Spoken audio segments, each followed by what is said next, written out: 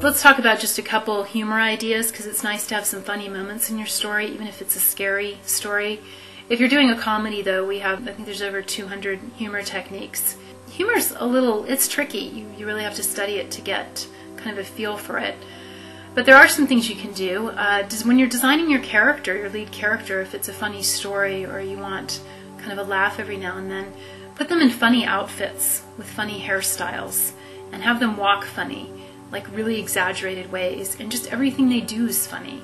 If you look at the Ace Ventura movies, he's always wearing some funny outfit with suspenders and a loud Hawaiian shirt, and he's got this really crazy wavy hairdo on his head, and it's just this extra added layer of humor every time you see them because they're just funny to look at. Another humor idea is show character using a normal thing or object in a funny way.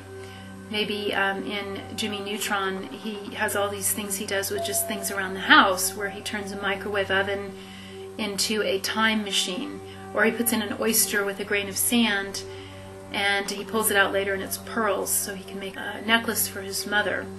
And this is something that's useful. It's a kitchen appliance that we see all the time, but it's being used in a funny way where we relate to it. He also does this cute thing with a toaster that's been modified to be a satellite that floats up into space. I recently saw Over the Hedge, which I thought was a great film and uses a lot of the techniques I talk about.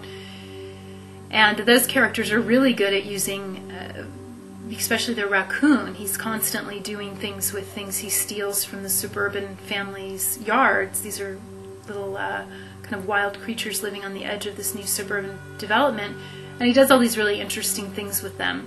Like he has one of those paddle balls with the bouncing ball on the end, and he uses that to kind of swing around this bear cave and get over this bear. So people love to see things like that. Especially a small animal using a big thing, they can do different things with it. Create one character who's just so funny in some way that every time they're around, it makes us laugh. So maybe they speak with a really funny accent, or they're really forgetful, like Dory in Finding Nemo. It's really funny that she doesn't remember things, and it's a constant setup and payoff type gag because there's so many different ways that can manifest, and we don't really get tired of it because they do it in different ways. She just really lightens up the whole story just with her kind of funny, can't remember anything mindset. So those are a couple humor techniques, and you may want to just try and incorporating some of those in your idea right now and just see how that goes.